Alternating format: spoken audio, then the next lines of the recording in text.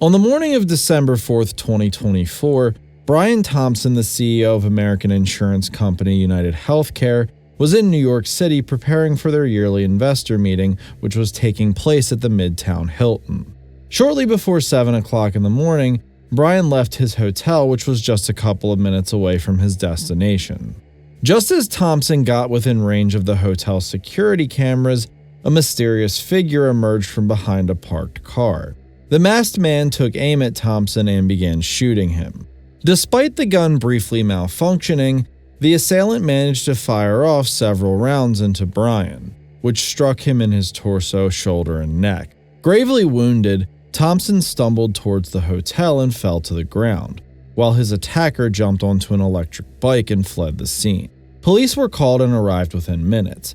However, Brian's injuries were incredibly severe. He was taken to a nearby hospital, where less than 20 minutes later he was pronounced dead. Immediately, it was clear Brian was not a victim chosen at random. As the CEO of a large health insurance company, he was the face of an institution that is not very well liked by the American public. In fact, to say Americans hate their healthcare system would be a tremendous understatement. As a result, Brian's family said that he had previously been the target of death threats and other violent rhetoric. Examination of evidence at the crime scene left little doubt this was a targeted act, as 3 of the shell casings recovered at the scene had the words delay, deny, and dispose written on them. This is a play on the phrase delay, deny, defend, which is meant to represent the attitude insurance companies have towards paying out claims made by patients. United in particular has come under fire due to their cutthroat reputation when it comes to covering medical procedures. While the killing being a targeted one wasn't a shock to anyone, the public reaction to it certainly was.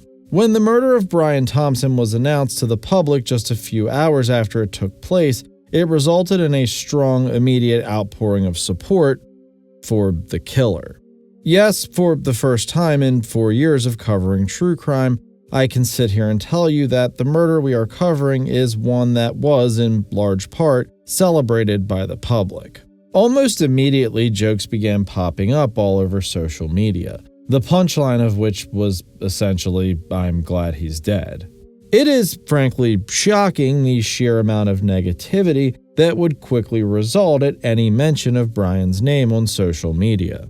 Even United Healthcare themselves had to lock a rest in peace post that they made for Brian on the company's Facebook page after it was flooded with thousands of hateful comments. They even had to hide the list of reactions, as the ha-ha reaction was by far and away the most popular one.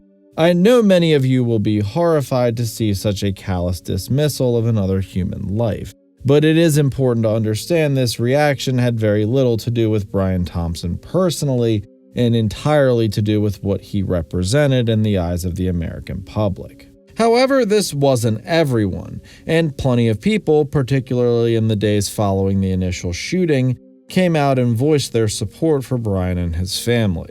According to a YouGov survey conducted shortly after the killing, 43% of Americans viewed the killer unfavorably, with just 21% saying they viewed them favorably, and a further 36% unsure. So perhaps it is more accurate to say those who supported the killer's actions were a loud minority, while the general public seemed to view the killing in a more negative way, or at the very least not in a positive one. For the police investigating the shooting, though, all these social aspects were very much a secondary consideration. All they knew was they had a killer who'd planned this attack out in great detail, knowing exactly what time Brian could be expected to head to the investor meeting. Police theorized that the killer, who had arrived on a bus from Atlanta at the end of November, had stalked Brian for several days beforehand, making sure he had a clear visual identification of him, as well as a thorough knowledge of his whereabouts. The perpetrator also took great pain to cover his face, making it harder to identify him. In fact, the police would later describe him as, quote, extremely camera savvy, due to the fact that despite passing by several thousand cameras during his time in New York, he managed to avoid being seen by almost all of them.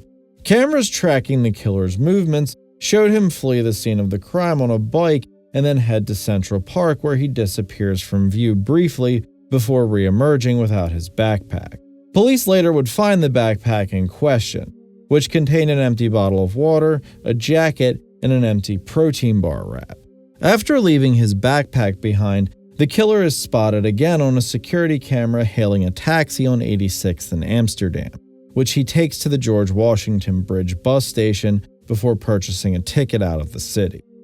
Tracking his movements before the killing showed he'd arrived in New York sometime around November 24th and checked into a hostel where he'd spent the majority of his trip. This hostel was in fact the only place a photo of him without a face covering could be obtained, as the woman at the front desk had jokingly asked him to pull down his mask so she could, quote, see his pretty smile, to which the suspect complied. In the almost 2 weeks he spent in New York, it appears this was the only time he took his mask down on camera. The suspect checked into the hostel under the name of Mark Rosario, but after searching the name through police databases, officers were convinced that it was a fake alias. With their suspect now on the run and potentially multiple states away, federal agents were called in to assist with what had now become a nationwide manhunt. The story had gained so much notoriety and so much publicity that almost everyone in America was chomping at the bit to find out the identity of this mysterious shooter. And fortunately for all of those people, they wouldn't have to wait very long. On the morning of December 9th, 2024, two friends walked into a McDonald's in Altoona, Pennsylvania to buy some breakfast. While they were waiting for their food, one of them noticed this man, 26-year-old Luigi Mangione, sitting down and eating breakfast. One of the men casually commented how he, quote, looked a lot like the guy from New York, referring to the shooter who was still on the run. As they continued to wait, this went from a one-off comment bordering on a joke to much more serious. As they continued to look at the man, they started to become more and more convinced he was in fact the killer of Braun Thompson. Soon after, they pointed out the man to a McDonald's worker who took it upon themselves to contact local police. Officers arrived and confronted Mangione, asking him if he'd been to New York recently, a question that, according to police, made him visibly shaken.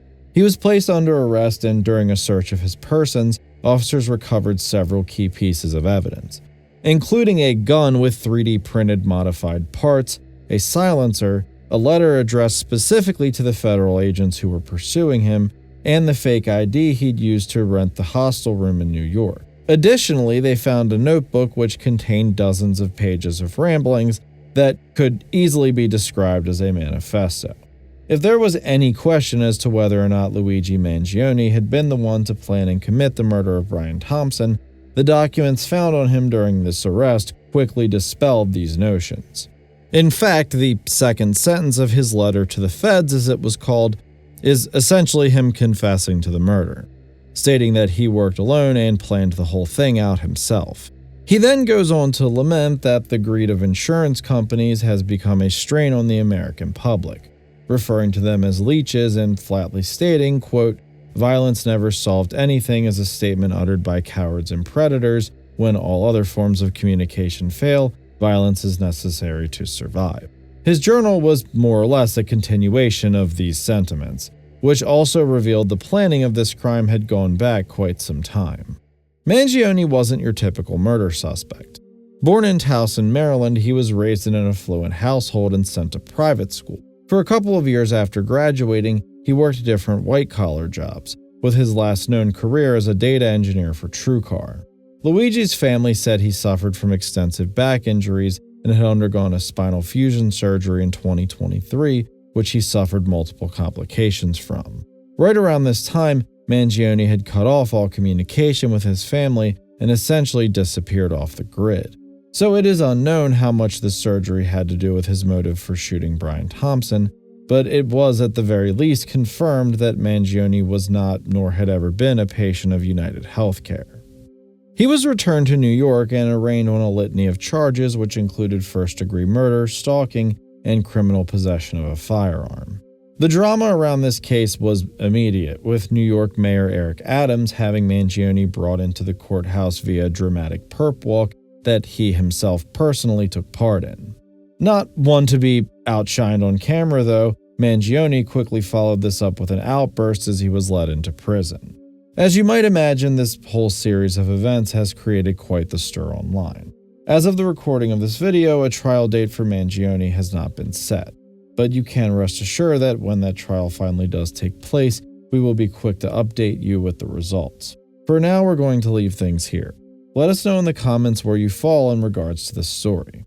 Do you find yourself supporting Luigi's actions, or at least understanding the sentiment behind them like many others have, or do you feel as though he is simply an unrepentant killer trying to milk his 15 seconds of fame? I'm curious to see what you all think. Thanks as always for watching, and we'll see you guys next time.